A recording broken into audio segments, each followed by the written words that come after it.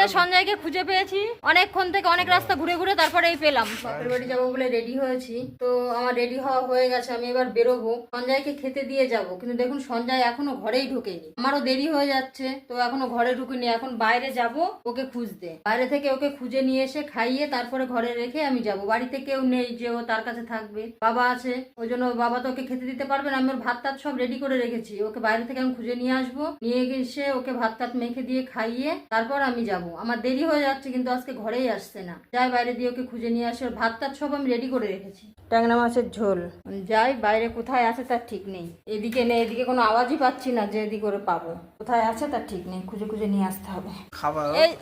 এই যে সঞ্জয়কে খুঁজে পেয়েছি অনেকক্ষণ থেকে, অনেক রাস্তা ঘুরে ঘুরে তারপরে এই পেলাম।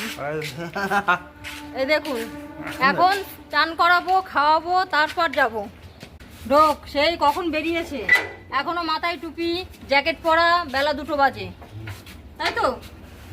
ঢোক ঢোক ঢোক, চান করবি, খাবি কখন? ভাত টাত সব রেডি করা আছে, ঘরে যাব, ওকে চান করাবো, ভাতটা মেখে দেবো। ওর খাওয়া হয়ে গেলে তারপরে আমি বাড়ি থেকে বেরোবো। হাঁপিয়ে গেছি আমি, অনেক দূর দূর ঘুরে আসলাম। এসে অবশ্য বাড়ির সামনেই পেলাম।